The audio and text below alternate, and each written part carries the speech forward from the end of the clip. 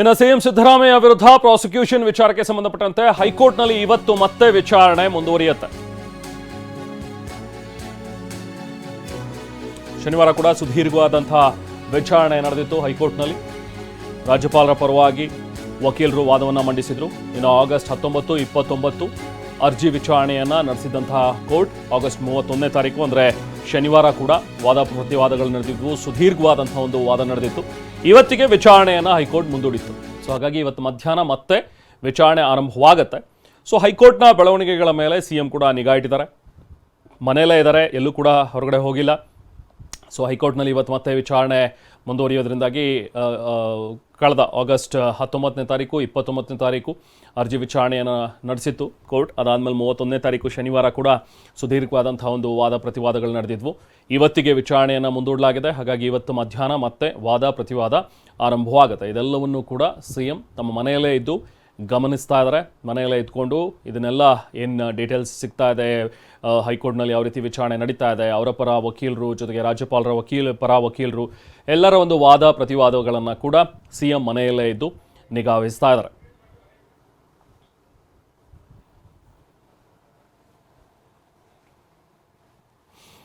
So ಇವತ್ತು ಇನ್ನೇನು ಮಧ್ಯಾಹ್ನ ಆರಂಭವಾಗುತ್ತೆ ಮತ್ತೆ ವಿಚಾರಣೆ. ಮತ್ತಷ್ಟು ಡೀಟೇಲ್ಸ್ನ ನಾವು ಪ್ರತಿನಿಧಿ ರಮೇಶ್ ನೀಡ್ತಾರೆ. ರಮೇಶ್, ನಿಮ್ಮ ಜೊತೆಗೆ ಮಾತಾಡ್ತೇನೆ. ಹಾಗೆ ಸಿಎಂನ ಪ್ರೋಗ್ರಾಮ್ಸ್ ಇವತ್ತು ಏನೇನಿದೆ ಅನ್ನುವಂಥದ್ರ ಬಗ್ಗೆ ಒಂದಷ್ಟು ಡೀಟೇಲ್ಸ್ ನೋಡ್ತಾ ಹೋಗೋಣ. ಚಾಮುಂಡಿ ದೇಗುಲಕ್ಕೆ ಭೇಟಿ ಕೊಡಬೇಕಿತ್ತು ಇವತ್ತು ಇನ್ಫ್ಯಾಕ್ಟ್ ಸಿಎಂ, ಆದರೆ ಅದನ್ನು ಮುಂದೂಡಿದ್ದಾರೆ ನಾಳೆ. ಇವತ್ತು ಬೆಳಗ್ಗೆ ದೇವಾಲಯಕ್ಕೆ ಭೇಟಿಯನ್ನು ಕೊಡ್ತಾರೆ ಅಂತ ಹೇಳಲಾಗಿತ್ತು. ಆದರೆ ಕಾರ್ಯಕ್ರಮವನ್ನು ನಾಳೆಗೆ ಶಿಫ್ಟ್ ಮಾಡಿದ್ದಾರೆ. ಇವತ್ತು ಬದಲು ನಾಳೆ ದೇಗುಲಕ್ಕೆ ತೆರಳೋದಕ್ಕೆ ನಿರ್ಧಾರ ಮಾಡಿದ್ದಾರೆ. ಯಾಕಂದರೆ ಹೈಕೋರ್ಟ್ನಲ್ಲಿ ಇವತ್ತು ವಿಚಾರಣೆ ಕೂಡ ಇದೆಯಲ್ಲ, ಇವತ್ತು 2:30ಗೆ ಆರಂಭವಾಗುವಂಥ ವಿಚಾರಣೆ. ಅದೆಲ್ಲವನ್ನು ನೋಡಿಕೊಂಡು ನಾಳೆ ಹೋಗೋಣ ಅನ್ನುವಂಥದ್ರ ಬಗ್ಗೆ ಅವರು ತೀರ್ಮಾನಿಸಿದ್ದಾರೆ. ಮೈಸೂರು ಪ್ರವಾಸವನ್ನು ಈಗ ಸದ್ಯಕ್ಕೆ ಸಿಎಂ ಸಿದ್ದರಾಮಯ್ಯ ಮುಂದೂಡಿದ್ದಾರೆ. ಇವತ್ತು ಸಂಜೆ 7 ಗಂಟೆಗೆ ಸಿಎಂ ಮೈಸೂರಿಗೆ ಪ್ರಯಾಣ ಬೆಳೆಸಬೇಕಿತ್ತು. ನಾಳೆ ಬೆಳಿಗ್ಗೆ ಚಾಮುಂಡೇಶ್ವರಿ ದರ್ಶನವನ್ನು ಪಡಿತಾರೆ.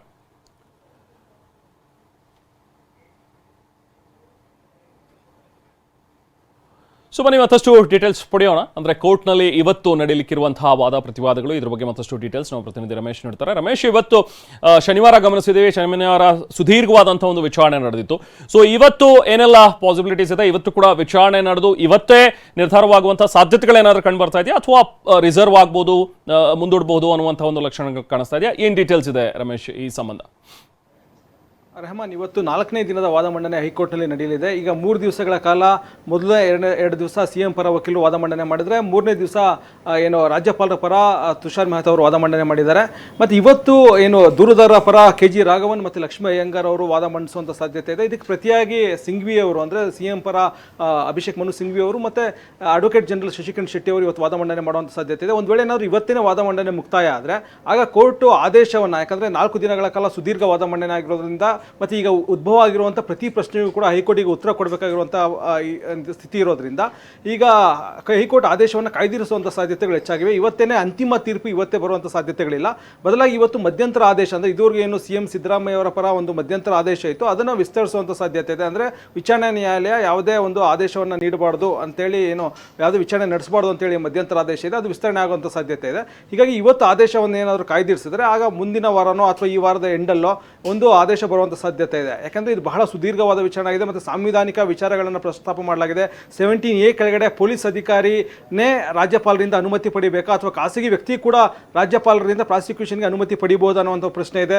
ಜೊತೆಗೆ ಒಂದ್ಸಲ ಕ್ಯಾಬಿನೆಟ್ ರೆಕಮೆಂಡೇಶನ್ ಮಾಡಿದ್ಮೇಲೆ ಅದನ್ನು ರಾಜ್ಯಪಾಲರು ಪಾಲಿಸಲೇಬೇಕಾ ಅಥವಾ ಪಾಲಿಸದೇನೂ ಇರ್ಬೋದು ಅನ್ನುವಂಥ ಪ್ರಶ್ನೆ ಇದೆ. ಇದಕ್ಕೆ ಹೈಕೋರ್ಟ್ ಉತ್ತರ ಕೊಡಬೇಕಾಗಿದೆ.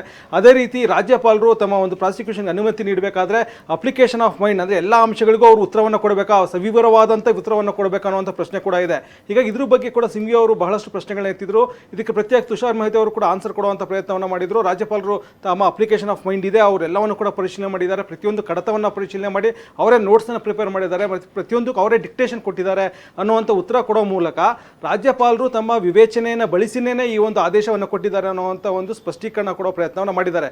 ಕೋರ್ಟ್ ಇದಕ್ಕೆ ಕನ್ವಿನ್ಸ್ ಆಗುತ್ತಾ ಅನ್ನುವಂಥ ಪ್ರಶ್ನೆ ಇದೆ. ಹೀಗಾಗಿ ಈಗ ಏನು ರಾಜ್ಯಪಾಲರು ಅನುಸರಿಸಿದ ಪ್ರಕ್ರಿಯೆ ಕಾನೂನುಬದ್ಧವಾಗಿದೆಯಾ, ಸಂವಿಧಾನಬದ್ಧವಾಗಿದೆಯಾ, ಮತ್ತು ಏನು ಕ್ಯಾಬಿನೆಟ್ನ ಒಂದು ತೀರ್ಮಾನವನ್ನು ಅವರು ಒಪ್ಪಬೇಕಾಗಿಲ್ವಾ ಅಥವಾ ಒಪ್ಪಲೇಬೇಕಾ, ಈ ಎಲ್ಲ ಅಂಶಗಳ ಬಗ್ಗೆ ಹೈಕೋರ್ಟ್ ತೀರ್ಮಾನ ಕೊಡಬೇಕಾಗಿದೆ.